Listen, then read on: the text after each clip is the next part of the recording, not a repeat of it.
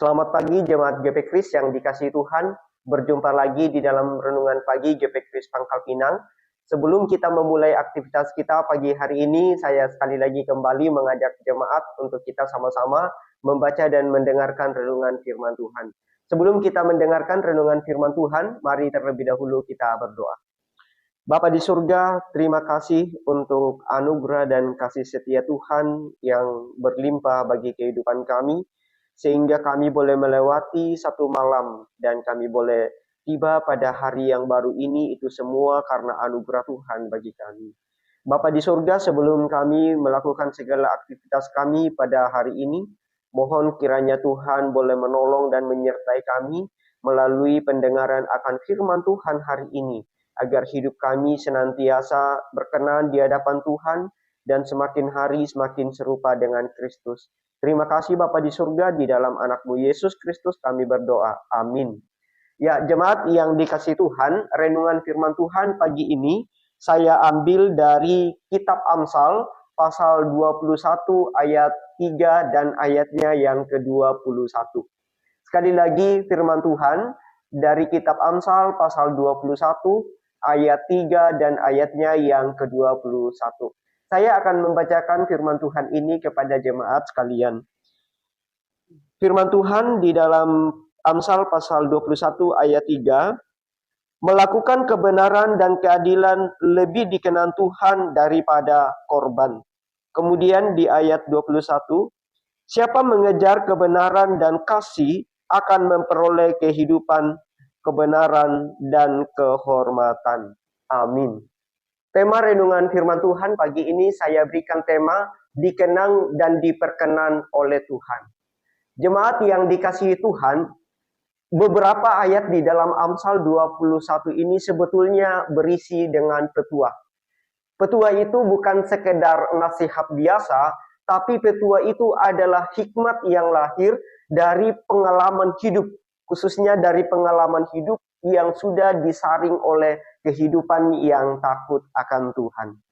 Nah, jemaat yang dikasihi Tuhan, di dalam Amsal 21 ayat 3 dan ayat 21 ini, kita melihat ada kontras besar antara dua jenis kehidupan, yaitu ada hidup yang tampak religius dengan hidup yang sungguh-sungguh diperkenan oleh Tuhan.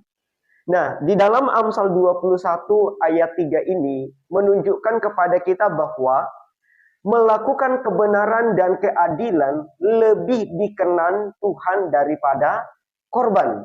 Kemudian di ayat 21 juga berkata kepada kita bahwa siapa yang mengejar kebenaran dan kasih akan memperoleh kehidupan, kebenaran, dan kehormatan. Nah, di sini Bapak Ibu kita bisa dari strukturnya menunjukkan kepada kita tentang perbedaan kehidupan yang hanya melakukan ritual agama dengan kehidupan yang diperkenan Tuhan. Di mana di dalam ayat 2, ayat 3 itu berbicara tentang apa yang diperkenan Tuhan. Lalu di ayat 21 itu berbicara tentang hasil dari hidup yang diperkenan oleh Tuhan. Nah, pertanyaan besar bagi kita Bapak Ibu dengan tema ini adalah apa yang sebenarnya kita kejar di dalam hidup ini? Apakah kita mengejar sesuatu yang membuat kita dikenang oleh manusia atau sesuatu yang membuat kita diperkenan oleh Tuhan? Nah, dari bacaan di dalam Amsal 21 ayat 3 dan ayat 21 ini menuntun kita kepada tiga arah hidup yang harus kita kejar di dalam kehidupan kita. Nah, pertama Bapak Ibu, hal yang perlu kita kejar di dalam hidup kita ini adalah melakukan kebenaran. Bapak Ibu perhatikan di dalam ayat 20 ayat 3 bagian A di sana berkata melakukan kebenaran. Kemudian di ayat 21 juga muncul kata mengejar kebenaran. Nah, saya sedikit jelaskan ada perbedaan antara melakukan dan mengejar di dalam teks ini. Melakukan itu berbicara tentang tindakan, sedangkan mengejar itu berbicara tentang arah hidup kita. Artinya apa Bapak Ibu? Bahwa kebenaran itu bukan hanya sesuatu yang dilakukan sesekali saja. Tetapi kebenaran itu harus menjadi arah hidup yang kita kejar setiap hari. Nah, tetapi pertanyaan bagi kita ketika mengatakan mengejar kebenaran, apakah kebenaran itu? Nah, kebenaran menurut Alkitab bukan sekedar kejujuran moral, meskipun itu adalah bagian daripada kebenaran. Kebenaran juga bukan sekedar tidak berbohong. Di dalam Alkitab, kebenaran itu adalah keselarasan hidup kita dengan kehendak Allah. Dan di dalam Injil Yohanes, khususnya pasal 14 ayat 6, Yesus berkata bahwa akulah jalan, kebenaran, dan hidup. Artinya apa? Ketika kita diperintahkan untuk mengejar kebenaran, berarti kita mengejar Kristus. Melakukan kebenaran berarti hidup di dalam Kristus. Maka tanpa Kristus, kita hanya menjadi orang yang bermoral atau orang yang agamawi. Tetapi kita tidak sungguh-sungguh hidup di dalam kebenaran.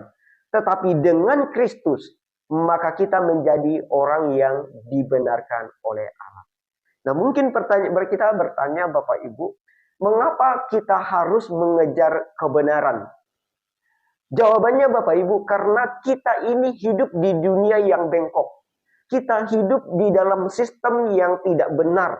Kita hidup di dalam budaya yang sudah tercemar oleh dosa.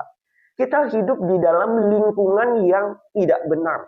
Di dalam kehidupan kita seringkali banyak kita menemui orang yang curang, justru kadangkala dia yang dipuji. Orang yang kompromi sering malah yang dipromosikan. Sebaliknya orang jujur itu seringkali disingkirkan. Maka di sini kita melihat bahwa kebenaran itu tidak datang dengan sendirinya, tetapi ia harus dikejar. Itu sebabnya Bapak Ibu, jika kita tidak mengejar kebenaran, maka kita akan terseret oleh arus kompromi. Jika kita tidak mengejar Kristus, maka kita pasti akan terseret oleh arus dunia. Dan jika kita tidak hidup benar, kita akan menjadi serupa dengan dunia menurut perkataan Paulus di dalam Roma 12 ayat 2. Nah, itu pertama Bapak Ibu, hal yang perlu kita kejar di dalam kehidupan kita adalah melakukan kebenaran. Yang kedua Bapak Ibu, masih di dalam ayat 3, yaitu melakukan keadilan. Nah, berbicara tentang keadilan, keadilan itu berarti apa yang benar disebut benar, apa yang salah disebut salah.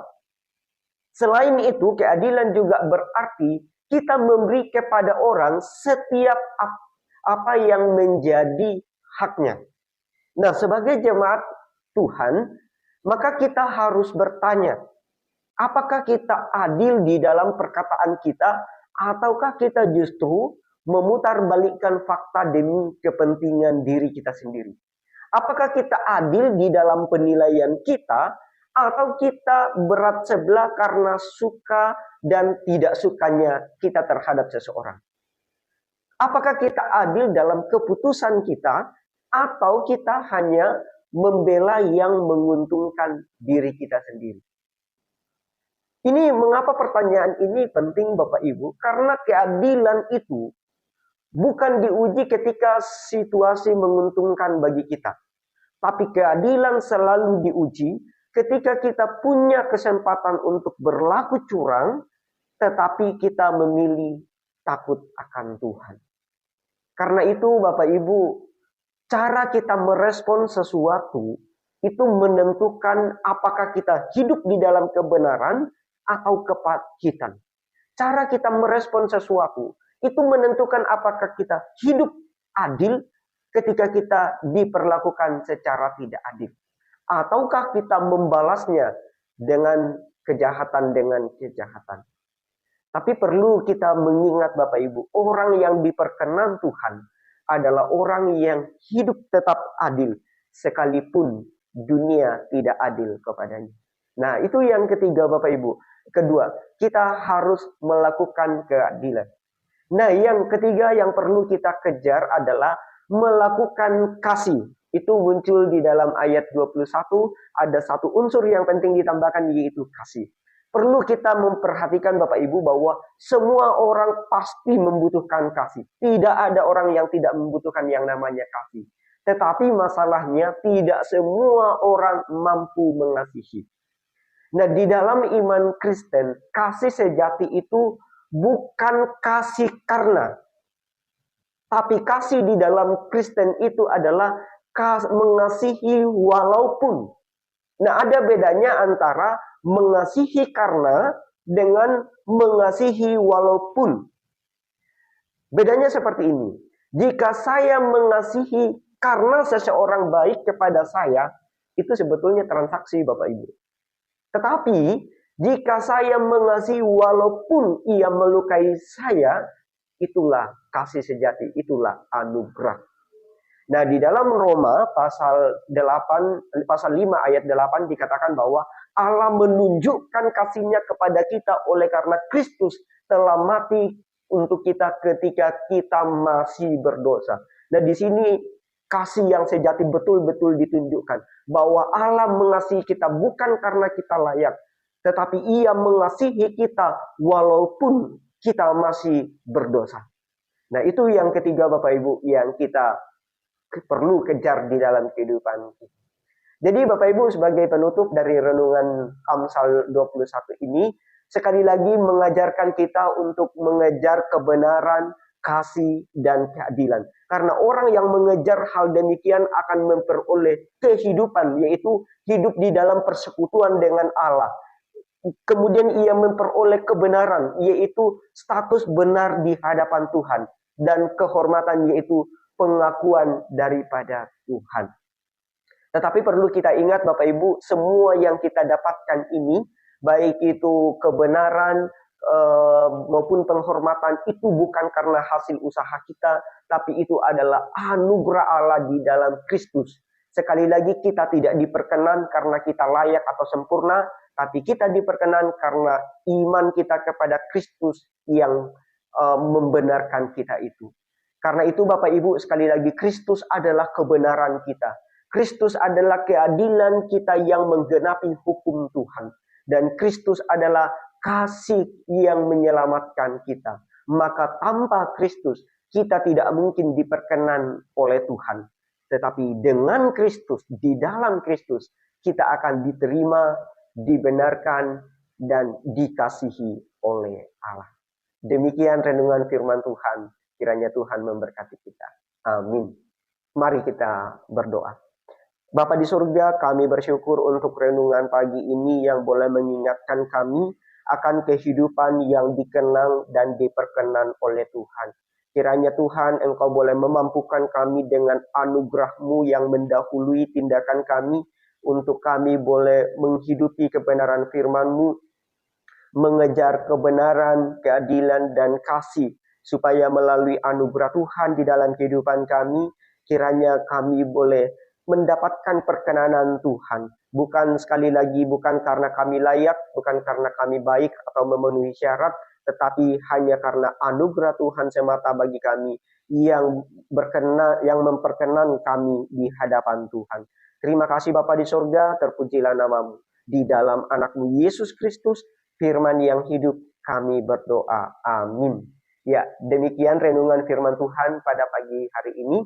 Kiranya firman Tuhan hari ini boleh menguatkan kita untuk tetap setia mengejar kebenaran, keadilan, dan kasih. Bukan karena kita mampu, bukan juga karena kita kuat, tetapi karena anugerah Allah yang menolong dan memampukan kita untuk melakukan kebenaran. Amin.